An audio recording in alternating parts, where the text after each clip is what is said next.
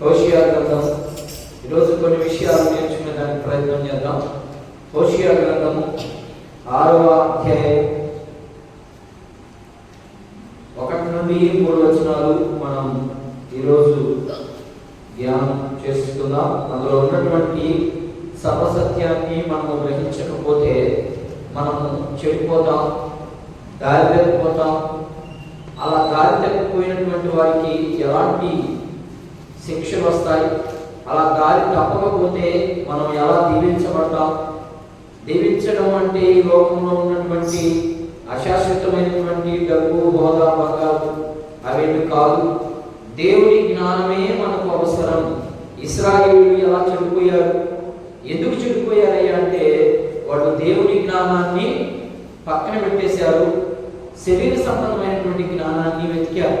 అలాగనే మరి ఈరోజు భూమి మీద ఉన్నటువంటి నీవు నేను దేవుని జ్ఞానాన్ని పక్కన పెట్టి లోక సంబంధమైనటువంటి జ్ఞానాన్ని మనం సంపాదించుకున్నట్లయితే మనము చెడిపోతాము అని దేవుని వాక్యము మనతో మాట్లాడబోతా ఉంది. చదువుదాం. హోషేయ గ్రంథము 6వ అధ్యాయము 1 నుండి 3 వచనాలు మనం కలిసి చదువుకుందాం. మనము యెహోవా వద్దకు మరలుదమనండి. ఆయన మనల్ని చీల్చివేసెను, ఆయనే మనల్ని స్వస్థపరచును. ఆయన మనల్ని కొట్టెను, ఆయనే మనల్ని బాగు చేసెను. 2 దినములు అయిన తరువాత ఆయన మనల్ని బ్రతికించును. మనము ఆయన సమూహమందు బ్రతుకున్నట్లు 3వ దినము ఆయన మనల్ని స్థిరపరచెను. యెహోవాను గూర్చిన జ్ఞానము సంపాదించుకుందుమనండి. యెహోవాను గూర్చిన జ్ఞానము సంపాదించుకొనుటకు ఆయనను అనుసరించుదుమనండి. ఉదయం తప్పక వచ్చు వీధిని ఆయన ఉదయించును. వర్షము వలె ఆయన మన యొద్దకు వచ్చును. భూమి తడుపు పుట్టి తొలకరి వర్షము, కడవరి వర్షము వలె ఆయన మన యొద్దకు వచ్చును. ఇక్కడ రాయబడినటువంటి మాటలు ఇదంతా హోషేయ భక్తుడు ద్వారా ఎందుకు మాట్లాడిస్తా ఉన్నాడు అంటే, ఇశ్రాయేలీయులు ఐగుప్తు నుండి బయలుదేరిన తర్వాత కొంతకాలం అయిన తర్వాత ఇశ్రాయేలీయులకి కొన్ని కట్టుబాట్లు దేవుడు ఇచ్చాడు, నిర్గమకాండంలో ఇచ్చాడు. ఆ కట్టుబాట్లన్నింటినీ కూడా వీళ్ళు మరిచి వీళ్ళు ఎలా వెళ్ళిపోయారంటే లోక సంబంధమైనటువంటి జ్ఞానానికి వెళ్ళిపోయారు. దేవుని ఆజ్ఞలు పక్కన పెట్టేశారు, దేవుడు చేయమన్న పనులు పక్కన పెట్టేశారు, దేవుడు అనుసరించవలసినటువంటి మార్గాన్ని అనుసరించలేదు వీళ్ళు. అందుకని వీళ్ళని దేవుడు కొంత ఇబ్బందులు పెట్టాడు, రకరకాలైనటువంటి శత్రువులకు అప్పగించాడు. ఇబ్బందులు పెట్టాడంటే దేవుడు తన పిల్లల్ని కొట్టడు, వేరే పక్షాలు కొట్టిస్తాడు. మీరు హబక్కూ గ్రంథాన్ని చదివినట్లయితే అక్కడ చాలా క్లియర్గా రాసి ఉంటాడు. అక్కడ హబక్కూ అడుగుతాడు, ఏమయ్యా నీవు తప్పు చేసి వెంటనే శిక్షిస్తామని మా పెద్దోళ్ళు చెప్పారు, కానీ మీరేమో శిక్షించడం లేదంటే, లేదు హబక్కూ నువ్వు సైలెంట్ గా చూస్తా ఉండు, ఏళ్ళ కంటే ఇంకా పనికి మనం చెత్తనిస్తానంటాడు. అర్థమవుతున్నాయన? వీళ్ళ కంటే పనికి మనోడు, ఇశ్రాయేలు పనికి మనోడు అయిపోయారు. వాళ్ళకంటే ఇంకా బహుగా చెడిపోయినటువంటి వారిని నేను వీళ్ళ మీదకి రప్పించి వీళ్ళని నామరూపాలు లేకుండా నాశనం చేస్తానంటాడు. అలాగనే వీళ్ళు ఏం చేశారు ఇశ్రాయేలీయులు అంటే, మీరు 5వ అధ్యాయం కానించడానికి మీరు చదివితే క్లారిటీగా మీకు ఇంకా అర్థమవుతుంది. వీళ్ళు ఏం చేశారంటే ఐగుప్తు నుంచి బయటకు వచ్చిన తర్వాత వీళ్ళు ఇష్టానుసారంగా జీవించడానికి మొదలు పెట్టేశారు. దేవుడు చెప్పిన మాటలన్నీ పక్కన పెట్టేశారు. పక్కన పెట్టేసి దానివల్ల ఏమైపోయారు అంటే చెడిపోయారని దేవుని వాక్యం శ్రమిస్తూ ఉంది. చూద్దాం ఆ మాట కూడా. ఎందుకు చెడిపోయారు? దేవుని జ్ఞానము కొలువైనందువల్ల వీళ్ళు చెడిపోయారు. మరి నువ్వు నేను కూడా దేవుని జ్ఞానాన్ని పొందుకోకపోతే, దేవుణ్ణి అర్థం చేసుకోకపోతే నువ్వు నేను కూడా చెడిపోయేదానికి చాలా అవకాశాలు ఉన్నాయి. ఎందుకంటే ఈ లోక సంబంధమైనటువంటి అపవాది నిన్ను నన్ను ప్రతి క్షణము ప్రతి పూట నిన్ను ఆవరిస్తానే ఉంటాడు. వాడిని జాగ్రత్తగా నువ్వు కనిపెట్టాలంటే నీకు దేవుని జ్ఞానం ఖచ్చితంగా అవసరం. అలా అవసరం లేనందువలన ఒక వ్యక్తి నిర్దాక్షిణంగా పడిపోయాడు, ఒక వ్యక్తి అంటే చాలా వ్యక్తుల మంది పడిపోయారు. కానీ అందులో ఒక వ్యక్తిని నేను చూపించడానికి ప్రయత్నం చేస్తాను. సొలొమోను ఎలా పడిపోయాడు? ఆయనకి దేవుడే కదా జ్ఞానం ఇచ్చింది. ఎంత జ్ఞానవంతుడైనా ఈ యొక్క అప్పుడు ఆ రోజుల్లో ఉన్నటువంటి అనేక మంది రాజుల్లోకి ఆయనకి జ్ఞానవంతుడికి ఎవరు లేదు. దేవుడి దగ్గర దేవుడు ప్రత్యక్షమైతే సర్వసాధారణంగా ప్రజలు ఏం కోరుకుంటారు అంటే నాకు ఆస్తినో లేకపోతే మంచిగా నేను ఉన్నతమైనటువంటి గొప్ప వ్యక్తిగా ఉండాలని కోరుకుంటారు. కానీ సొలొమోను అదే కోరుకోలేదు. నాకు తగిన జ్ఞానాన్ని ప్రభువు అని అడిగాడు, ఆ జ్ఞానాన్ని ఇచ్చాడు. అంత జ్ఞానవంతుడే సింపుల్గా పడిపోయాడు. ఎందుకనంటే దేవుణ్ణి మర్చిపోయాడు. ఆయన దేవుణ్ణి మర్చిపోయాడు కాబట్టి పడిపోయాడు. పడిపోయిన వ్యక్తి తిరిగి లేవగలిగాడా? లేవలేకపోయాడు. ఆయన మరి నీవు నేను కూడా అంతే. ఈ లోక సంబంధమైనటువంటి జ్ఞానంతో పోల్చుకుంటే ఈ లోక సంబంధమైనటువంటి జ్ఞానాన్ని కానీ మనం కానీ ఆస్వాదిస్తే ఖచ్చితంగా మనం కూడా లేలేమని దేవుడి వాక్యం సెలవిస్తా ఉంది. చూద్దాం న్యాయాధిపతుల గ్రంథం ఎవరైనా చూద్దాం. ఎందుకు పడిపోయాడు, చెడిపోయాడు చూద్దాం ఒకసారి. న్యాయాధిపతుల గ్రంథం 2వ అధ్యాయం చూద్దాం ఒకసారి. 1వ వచనాన్ని మనం గమనిద్దాం. న్యాయాధిపతుల గ్రంథము 2వ అధ్యాయం చూద్దాం. కొన్ని విషయాలు చూసేదానికి మనం ప్రయత్నం చేద్దాం. అన్ని విషయాలు చూడలేం కానీ కొన్ని విషయాలు చూసేదానికి మనం ప్రయత్నం చేద్దాం. న్యాయాధిపతుల గ్రంథము 2వ అధ్యాయము ఇశ్రాయేలు ఎలా చెడిపోయారో, ఎలా భయంకరమైన పరిస్థితి వెళ్ళిపోయారో చూద్దాం. చూడండి ఒకసారి చదవండి. 2వ అధ్యాయం ప్రారంభ వచనం 199వ పేజీ, పేజీ నంబర్ 199వ పేజీ. యెహోవా దూత గిలాదు నుండి బయలుదేరి, చదవండి ఆయన, మీరు చదవాలి. న్యాయాధిపతుల గ్రంథము 2వ అధ్యాయం ప్రారంభ వచనం. యెహోవా దూత అమ్మా బయలుదేరి బోకీమునకు వచ్చి ఇలాగు సెలవిచ్చెను, నేను మిమ్మలను ఐగుప్తులో నుండి రప్పించి మీ పితరులకు ప్రమాణము చేసిన దేశమును మిమ్మల్ని చేర్చి నీతో చేసిన నిబంధన నేను ఎన్నడూ మీరను. ఏం చెప్తామంటే ఇక్కడ దేవుడు ఒక మాట చెప్పాడు. ఎవరికి? ఇశ్రాయేలుకి. ఐగుప్తు నుంచి తీసుకొచ్చిన తర్వాత ఇదిగో మీకు పాలు తేనెలు ప్రవహించే దేశాన్ని నేను ఇస్తానన్నాడు. వాగ్దానం చేసినటువంటి దేవుడు నమ్మదగిన వాడు, ఆయన సత్యవంతుడు, ఆయన మాట ఎన్నటికీ నెరవేర్చకుండా పోదు అనే రుజువును చూపించాడు ఆయన ఇశ్రాయేలుకి. వీళ్ళు ఎప్పుడైతే ఐగుప్తు నుంచి బయటకు వచ్చి ఆ యొక్క పాలు తేనెలు ప్రవహించే దేశానికి వచ్చి ఆ పాలు తేనెలు ప్రవహించే దేశానికి వచ్చిన తరువాత వీళ్ళ పరిస్థితి ఎలా అయిపోయిందయ్యా అంటే అదో బతుపాలైపోయింది. అందుకని నేను చేసిన వాగ్దానం ఎప్పుడు కూడా నెరవేర్చే వ్యక్తిని నేను, మీరు నా మాట వినకుండా మీరు వెళ్ళిపోయారని ఆయన ఎంతో బాధపడుతూ ఉన్నాడు. అలా వెళ్ళినందుకు దేవుడు వాళ్ళని ఏమైనా శిక్షించాడా? ఐగుప్తు నుంచి పాలు తేనెలు ప్రవహించే దేశానికి వెళ్ళిన తర్వాత వాళ్ళని అదే ప్రాంతంలో స్థిరంగా ఉండించాడా? ఉండటమే దేవుడు. ఎందుకంటే దేవునికి అనుకూలంగా మన జీవితం లేకపోతే మన జీవితం కూడా పాడైపోద్ది. అలాగనే సొలొమోను పాడైపోయాడు. దేవునికి అనుకూలంగా ఉన్నట్టే ఉన్నాడు, కానీ తప్పిపోయాడు. మరి నీవు నేను అలా తప్పిపోయే స్థితిలో ఉన్నామేమో. జాగ్రత్త. మనం ఒకసారి పరిశీలన చేసుకునేదానికి ప్రయత్నం చేద్దాం. ఇంకొక మాట కూడా చూద్దాం. చూడండి, జ్ఞానము లేకపోతే తెలుసుకోకపోతే మనం ఏమైపోతామని అంటే ఇంకా భయంకరమైనటువంటి స్థితికి వెళ్ళిపోతామని ఇంకొక మాట కూడా చూద్దాం. చూడండి, హోషేయ గ్రంథము 4వ అధ్యాయం 6వ వచనం ఒకసారి చదవండి. 4వ చూడండి ఒకసారి. నా జనులు జ్ఞానము లేని వారై నశించుచున్నాడు, నీవు జ్ఞానమును విసర్జించుచున్నావు గనుక నాకు యాజకుడుగా ఉండకుండా నేను నిన్ను ఏం చేస్తానంట? విసర్జిస్తాను, నిన్ను వదిలేస్తాడు. విసర్జించడం అంటే నిన్ను అసలు పట్టించుకోడిక. క్లారిటీగా చెప్తా ఉంది దేవుని వాక్యం.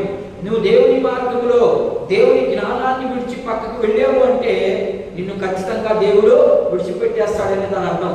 విడిచిపెట్టేసిన తర్వాత కూడా నీ జ్ఞానంతో నువ్వు దేవుని వాక్యాన్ని ప్రకటించవచ్చు, లేకపోతే దేవుని గురించి మాట్లాడవచ్చు, కానీ నీ యొక్క ఆధ్యాత్మికమైన జీవితం చెడిపోతుంది, దానివల్ల నీ కుటుంబం నష్టపోతుంది, దానివల్ల నీ జీవితం నష్టపోతుంది, దానివల్ల ప్రతిదీ కూడా నష్టమే అనేది మనం అర్థం చేసుకుంటూ వెళ్ళాలి. ఇప్పుడు 3 విషయాలు చూసాం. ఏమేమి చూసాం? ఒకటి, దేవుని జ్ఞానం కొదువైపోయింది, అందుకని దేవుడు వారిని వదిలేశాడు.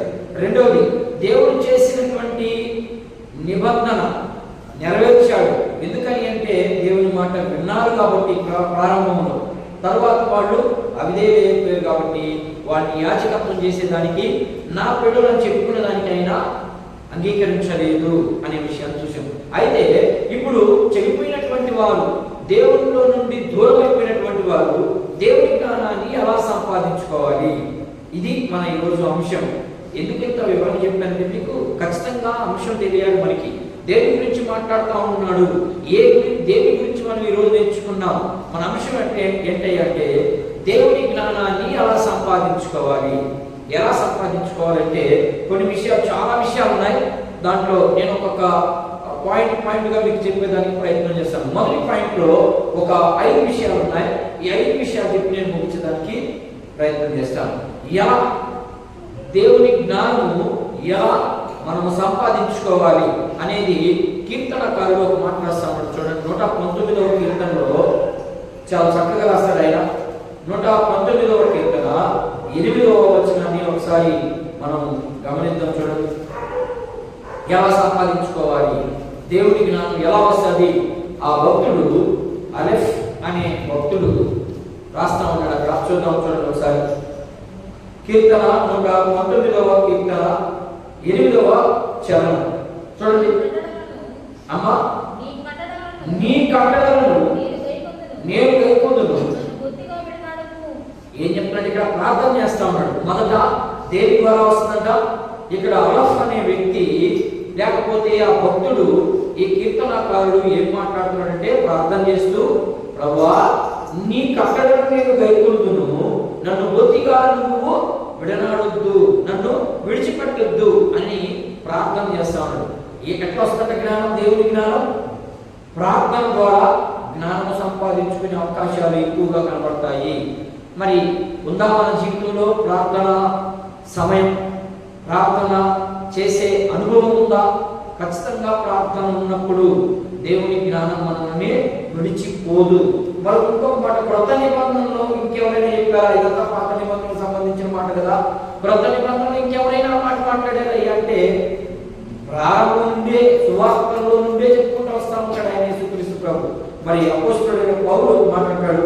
మొదటి పత్రిక కొరింథీ సంఘానికి రాస్తూ మొదటి పత్రికలో మాట్లాడాడు. చూద్దాం, 2:14 చూడండి. 2వ అధ్యాయం 14వ వచనాన్ని మనం ఒకసారి గమనిద్దాం. కొరింథీయులకు రాయబడినటువంటి పత్రిక, మొదటి పత్రిక 2వ అధ్యాయము ప్రారంభ వచనం చదువుదాం ఒకసారి. 14వ వచనం చదువుదాం ఒకసారి. ప్రకృతి సంబంధి అయిన మనుషుడు దేవుని ఆత్మ విషయమును అంగీకరింపడు, అవి అతనికి వెలితరుగా ఉన్నవి, అవి ఆత్మానుభవం చేతనే వివేచింపదగును కనుక అతడు వాటిని గ్రహింప చాలడు. ఎందుకని? వాడు ప్రకృతి సంబంధమైనటువంటి మనిషి, అంటే ఈ లోకంలో ఉన్నటువంటి జ్ఞానాన్ని కోరుకున్నాడు కాబట్టి, ఈ లోకంలో ఉన్నటువంటి విషయాలన్నింటినీ వాడు ఆస్వాదిస్తున్నాడు కాబట్టి, అంటే అర్థమేంటి? ఈ లోకంలో ఉన్నటువంటి వాటినన్నింటినీ ఆశపడతా ఉన్నాడు అంటే వాడికి ఏమి లేదని అర్థం. ఈ మాటను బట్టి జ్ఞానం లేదని అనే అర్థం. జ్ఞానం రావాలంటే ప్రార్థన ఉండాలి. ఆ ప్రార్థన లేదు కాబట్టి వీడు ఎలా ఉన్నాడు? ప్రకృతి సంబంధంగా ఉన్నాడు. అంటే శరీర సంబంధంగానే వీడి జీవితము కొనసాగిపోతూ ఉంది. అందుకని వీడు దేవునికి దూరమైపోతా ఉన్నాడు, దేవుని జ్ఞానాన్ని విడిచిపెట్టేస్తా ఉన్నాడు అనే విషయం కూడా ఇక్కడ మనం తెలుసుకున్నాం. ఇంకొక మాట, మొదటిది ప్రార్థన ద్వారా జ్ఞానం వస్తుందని తెలుసుకున్నాం. రెండవది విధేయత చూపించడం ద్వారా, దేవుని మాటకి మనం భయపడడం ద్వారా జ్ఞానం వస్తుందని భక్తుడైనటువంటి యాకోబు చూపిస్తా ఉన్నాడు. మన మాట చూద్దాం. యాకోబు రాసినటువంటి పత్రిక 1వ అధ్యాయం 21వ వచనాన్ని మనం ఒకసారి గమనిద్దాం. చూడండి, యాకోబు రాసినటువంటి పత్రిక 1వ అధ్యాయం 21వ వచనాన్ని చూద్దాం. అందుచేత సమస్త కల్మషమును విర్రవీగుచున్న దుష్టత్వమును మాని లోపల నాటబడి మీ ఆత్మను రక్షించుటకు శక్తిగల వాక్యమును సాత్వికతతో అంగీకరించాలి. ఈరోజు పాస్టర్ నా గురించే మాట్లాడినాడు. ఇక్కడ ఏం మాట్లాడుతున్నాడు ఆయన? యాకోబు పాస్టర్ మీ గురించే మాట్లాడు. అలాంటి వాళ్ళు చాలా మంది ఉన్నారు, వాళ్ళ సంగతి వేరే. ఇక్కడ యాకోబు భక్తుడు ఏం చెప్తున్నాడంటే, సాత్వికముతో దుష్టత్వాన్ని విడిచి మీరు విర్రవీగుచున్నారు. నాకంతా తెలుసని. ఏం తెలుసు నీ మొహం? నీకు ఏం తెలియదు. బైబిల్ సముద్రం. ఆ సముద్రంలో ఎంత ఇసుక తేగలను, ఎన్ని నీళ్లు తెచ్చి బయటకు వేయగలను. అలాంటిది వాక్యం. వాక్యాన్ని మనం అర్థం చేసుకుంటూ దేవుడిని అర్థం చేసుకునేదానికి ప్రయత్నం చేయాలి. దేవుడు యేసుక్రీస్తు ప్రభు దేవుడు అంతే, ఇంకా అంతకుమించి మనకేం తెలియదు. ఆ తర్వాత స్టోరీ తెలియాలి. అప్పుడే దేవుడు మనకు అర్థమవుతాడు. ఆయన గుణగణాలు మనకు అర్థం అవ్వాలి. ఎందుకు అసలు ఆయన అంత తగ్గించుకొని ఈ భూమి మీదకి రావాల్సి వచ్చింది, ఎందుకు ఆయన భూమి మీదకి రావడానికి, ఎందుకు అంత తగ్గింపు స్వభావంతో భూమి మీదకి వచ్చాడు అనే విషయాలు మనం తెలుసుకోవాలంటే ఖచ్చితంగా దేవుని జ్ఞానాన్ని గురించి మనము ఒక అవగాహన ఉండాలి. మనకు దేవుడు అంటే ఏంటి, దేవుడేనా ఆయన, అసలు దేవుడు అవడానికి ఎంత బలమైన కారణాలు ఉన్నాయి. యేసుక్రీస్తు ప్రభు దేవుడు కాదని చెప్పుకుంటా ఉన్నారు ఈరోజు కొంతమంది ప్రవక్తలు అని చెప్తున్నారు. చూద్దాం ఒకసారి, మనం అన్ని పరిశీలన చేసుకోవాలి. చూద్దాం. నేను యాకోబు పత్రిక 4వ అధ్యాయం 16వ వచనం కూర్చోండి ఒకసారి. 4:16 చదవండి ఒకసారి. ఇప్పుడైతే మీరు మీ డమ్ముల యందు అతిశయపడుతున్నారు. ఏంటంట? ఇదంతా చెడ్డదే. ఈ లోక సంబంధమైనటువంటి జ్ఞానం చాలా చెడ్డది. కానీ ఈ లోకానికి అది చాలా దగ్గరగా ఉంటుంది.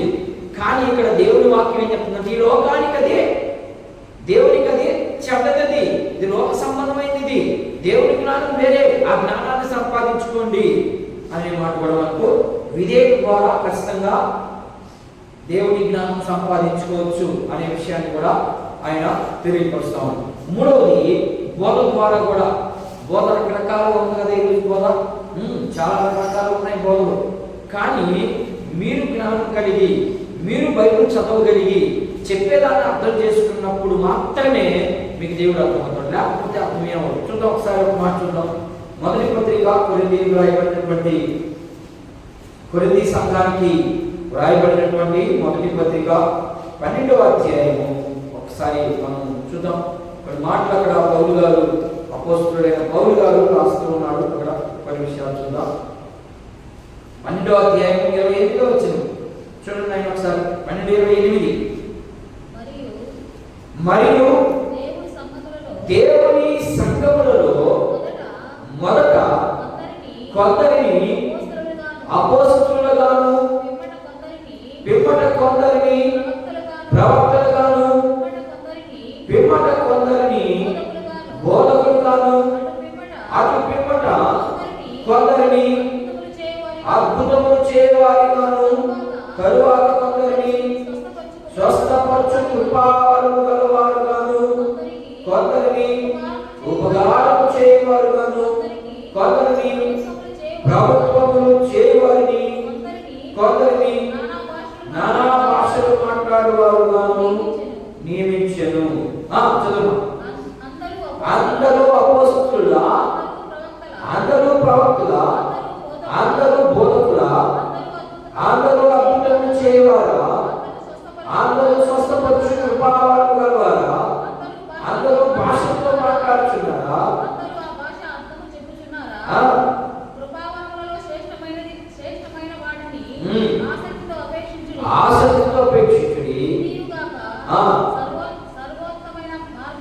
సర్వోత్తమైన మార్గం యందు మీకు చూపిస్తా ఉన్నాను.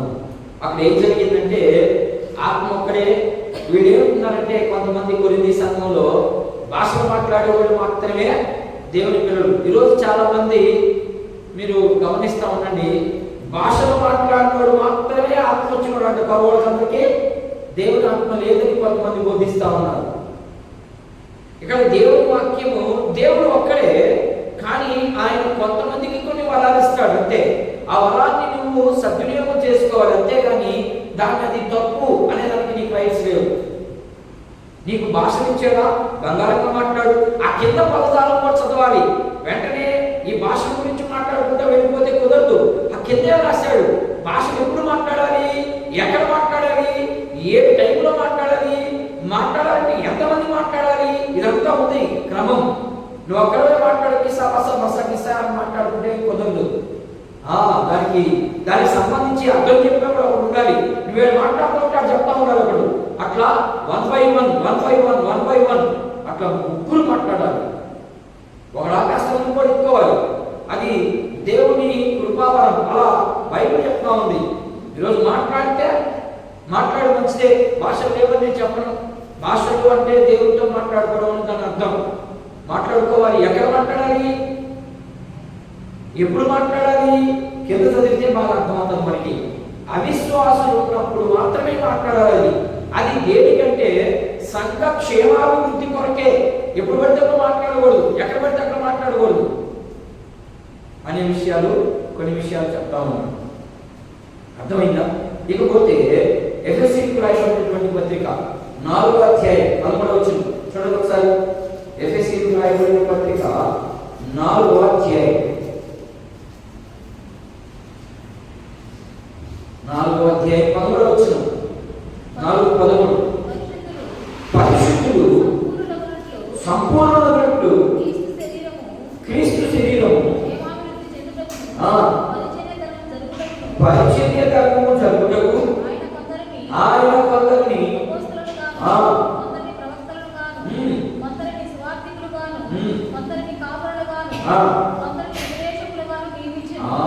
ఏంటంట, బోధకులు ఎవరు బోధించగలరు? దేని ద్వారా జ్ఞానం వస్తుందట? బోధ ద్వారా మాత్రమే జ్ఞానం వస్తుందని ఇక్కడ తేల్చబడింది. ఆత్మ ద్వారా జ్ఞానం ఏం రాదు.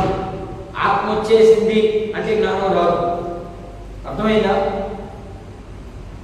నువ్వు బోధించే బోధలోనే కొంత జ్ఞానం వచ్చేయాలి. ఇవన్నీ మనం చూసుకుంటూ వెళ్ళిపోతే ఇక చాలా విషయాలు ఉన్నాయి. తర్వాత ఆరాధన ద్వారా జ్ఞానం వస్తుందంట. దేవుని జ్ఞానం ఆరాధన ద్వారా, ఆరాధిస్తున్నప్పుడు కూడా దేవుని జ్ఞానం వస్తుందని చూద్దాం ఒకసారి. 139వ కీర్తన 139వ కీర్తన 17వ వచనాన్ని ఒకసారి చూద్దాం. 139వ కీర్తన 139వ కీర్తన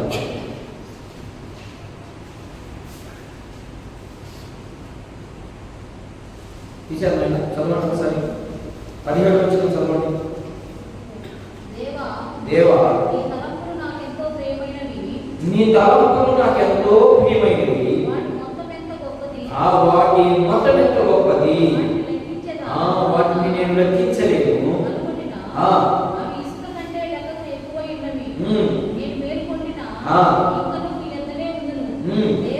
దేవా నీవు భక్తిహీనులను నిశ్చయముగా సంహరించెదు. నరహంతకులారా నా యొద్దకు తొలగిపోండి. వారు దురాలోచనలతో నన్ను ముంచి కొడుకుదురు. మోసపు పుచ్చుటకై నా నామమును బట్టి ప్రమాణము చేయుదురు. యెహోవా నిన్ను ద్వేషించు వారి ఎడల నేను. చదవండి. మీరు ఎంత చదువుకుంటా పోండి. బోధ విషయంలో చాలా జాగ్రత్తగా ఉండాలి.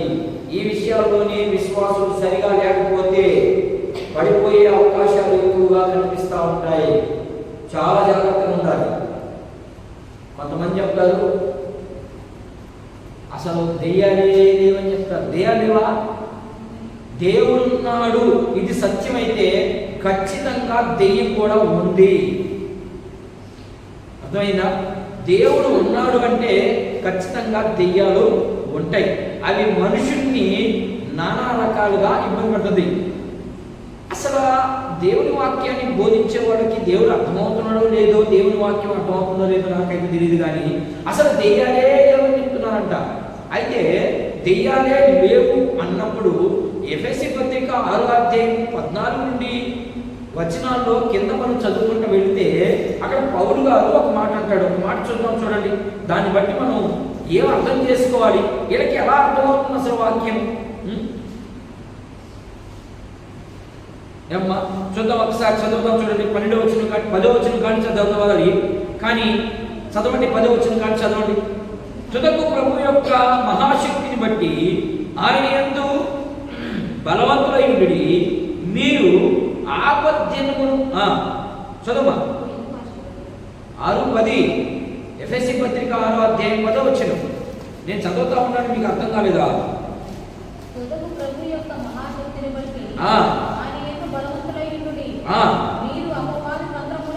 మీరు అపవాది తంత్రములను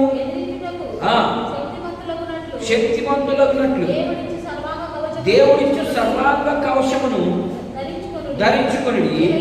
ఏలనగా ఆగదా ఇక్కడ ఈ మాట. మనము పోరాడునది శరీర సంబంధమైనటువంటి మనుషులతో కాదు, కానీ ప్రధానులతోనూ అధికారులతోనూ. ప్రస్తుత అంధకారంలో ఎవరుంటారు? ఈ విషయాన్ని అర్థం కావట్లేదేమో పాపం వాళ్ళకి. ఆ బైబిల్ చదివే పిల్లలకి, లేకపోతే బోధించే బోధకులకి దెయ్యాలు లేవు అని చెప్పేవాళ్ళకి ఈ మాటలు అర్థం కాలేదేమో పాపం. చదివి ఉంటారు పాపం వాళ్ళు. అందుకనే దేవుని జ్ఞానాన్ని ఖచ్చితంగా మనం తెలుసుకో ఉండాలి. ఒక మాట మాట్లాడుతున్నామంటే ఎక్కడ ఏ పుస్తకంలో ఏ మాట గురించి మాట్లాడుతుంది ఈ మాట, దానికి సంబంధించినటువంటి ఇంకెక్కడైనా వచనాలు ఉన్నాయా అని మనం ఎప్పుడైతే అర్థం చేసుకుంటామో అప్పుడు మాత్రమే దేవుడు మనకు అర్థమవుతాడు. లేకపోతే దేవుడు మనకు అర్థం కాడు. దెయ్యాలు లేవని మరి పౌలు గారు చెప్తా ఉన్నారే, మీరు ప్రస్తుతం ముందు ఆకాశ మండలంలో తిరిగే దురాత్మలతో పోరాటం అంటాడు ఆయన. మరి ఇదే మాట ఇది తప్ప? మీ లెక్క ప్రకారం అయితే దెయ్యాలు లేవు అని అంటే మీ లెక్క ప్రకారం బైబిల్ తప్పు అంతే. ఇప్పుడు పౌలు గారు ఎంతో మందికి సువార్త చేశాడు. అసలు ఆయన ద్వారే మనం చాలా తెలుసుకున్నాం. నిజానికి పేతురు ద్వారా తెలుసుకోలేదు, యోహాను ద్వారా తెలుసుకోలేదు. కానీ అంతా తెలుసుకున్నది ఎవరంటే ఒక సంఘములో విశ్వాసి ఎలా ఉండాలి, దేవుని ఆత్మ కలిగినోడు ఎలా ఉంటాడు, మనిషి ఆత్మ కలిగినోడు ఎలా ఉంటాడు అని క్లారిటీగా చెప్పిన వ్యక్తి ఆయనే. మరి ఆయన తప్పు అనుకుందాం ఇప్పుడు ఈ మాటను బట్టి? కాదు. దేవుణ్ణి మనం అర్థం చేసుకోవాలి. దేవుడు చెప్పిన ప్రతి మాట మనకు అర్థమైతే అప్పుడు మాత్రమే దేవుడు మనకి అర్థమవుతాడు. దెయ్యాలు ఉన్నాయా ఈ మాటను బట్టి? ఖచ్చితంగా ఉన్నాయి. దర్శనాలు ఉన్నాయా? ఖచ్చితంగా ఉన్నాయి. చాలా మంది లేవని చెప్తున్నారు. నో. ఇంకొకటి, దురాత్మలు కూడా చెప్తాయి నీకు దర్శనాన్ని. నీకు వచ్చే దర్శనం ఖచ్చితంగా బైబిల్లో ఏదో ఒక మూల ఉండాలి. నీకు వచ్చిన కళ కానీ దర్శనం కానీ బైబిల్లో ఏదో ఒక మూల ఉన్నప్పుడు మాత్రమే, దాన్ని మనం ఆత్మీయంగా అర్థం చేసుకున్నప్పుడు మాత్రమే నీకు అర్థమవుతాడు దేవుడు. నీ పరిస్థితి ఏంటో అక్కడ ఏం చేస్తుంది. నీకు నాకు వచ్చిందల్లా దేవుడు మాట్లాడాడంటే నువ్వు భ్రమలో ఉన్నావని దెయ్యం కూడా చెప్తుంది. జాగ్రత్తగా ఉండాలి. చెప్పిందా? ఎవరికైనా చెప్పిందా? దెయ్యం పోయి చెప్పింది యేసుప్రభుకే చెప్పింది. డైరెక్ట్గా పోయి డైరెక్ట్గా యేసుప్రభుని టచ్ చేసింది అది. మరి నిన్ను నన్ను టచ్ చేయదా? గ్యారెంటీగా టచ్ చేస్తుంది. అందుకని మనం జాగ్రత్తగా ఉండాలి. తర్వాత 19వ వచనం కూర్చొని నేను అక్కడ 139వ కీర్తన 19వ వచనం. దేవుని జ్ఞానము ఆరాధన ద్వారా కూడా వస్తుంది. చదువు, ప్రకటన చదువుదాం. దేవా 19వ కీర్తన 19వ కీర్తన 19వ కీర్తన 19వ కీర్తన 8వ వచనం.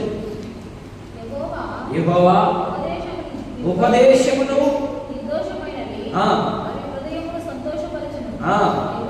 యెహోవా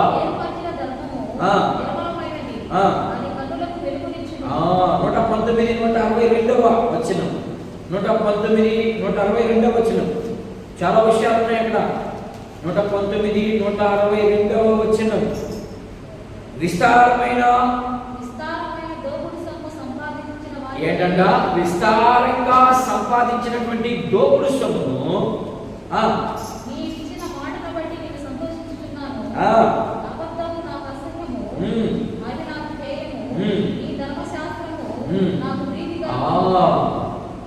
నీ ధర్మశాస్త్రము నాకు ప్రీతికరం. ఎందుకంటే అది న్యాయంగా మాట్లాడుతుంది. దేవుడు న్యాయవంతుడు కానీ ఆయన ఇలాంటి వాడు కదా. రోమాపత్రిక 11వ అధ్యాయం ఈ 2 మాటలు చదివి మనం ముగించేద్దాం. దేవుని జ్ఞానం ఎలా వస్తుందంటే ఆరాధన ద్వారా వస్తుంది, ప్రార్థన ద్వారా వస్తుంది, విధేయత ద్వారా వస్తుంది, బోధ ద్వారా వస్తుంది.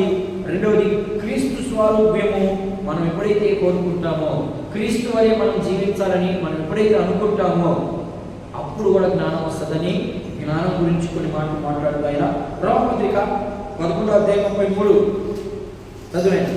టక్క చదవాలి. రోమీయులకు రాయబడినటువంటి పత్రిక. ఆహా దేవుని బుద్ధి జ్ఞానముల ఎంతో గంభీరము,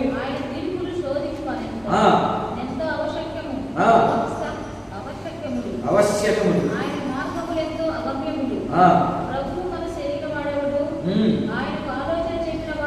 ఆయనకు ఆలోచన చెప్పేవాడు ఎవడు? ముందుగా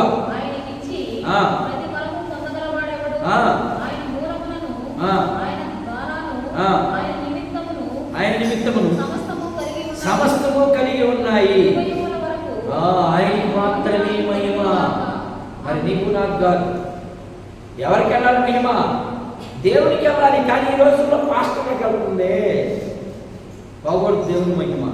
పాస్టర్లకు వెళ్ళకూడదు, దేవునికి వెళ్ళాలి మహిమ. ఆ పాస్టర్ కాకపోతే బాగా పాత్ర తీయాలి. మనవాడు కాదు బావేమో.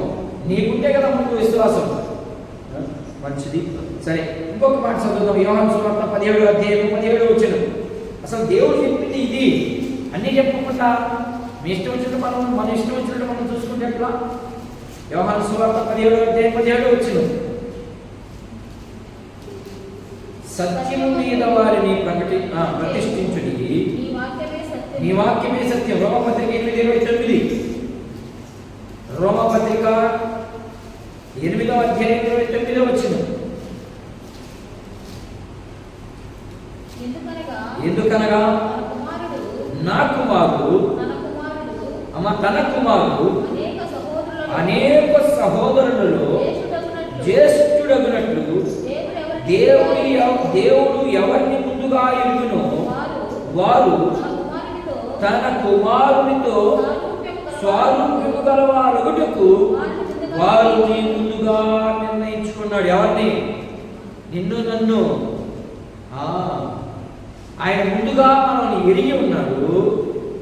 వారిని మాత్రమే తన కుమారుని స్వారూప్యంలోనికి మార్చబడుతుందని దేవుని వాక్యం సెలవిస్తూ ఉంది.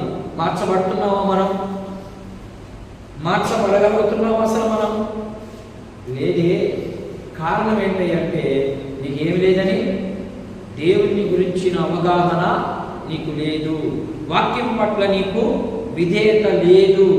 దేవుడంటే నీకు ఇష్టమే కానీ దాంట్లో నువ్వు కొనసాగలేకపోతున్నావు కాబట్టి నిన్ను దేవుడు ఏం చేస్తున్నాడు? విడిచిపెట్టేస్తున్నాడు. నిన్ను విడిచిపెట్టేస్తున్నాడు. పిలుస్తూ ఉన్నాడు. విడిచిపెట్టాడు. మరలా నువ్వు ఒకవేళ పడిపోయింటే నిన్ను పిలుస్తూ ఉన్నాడు.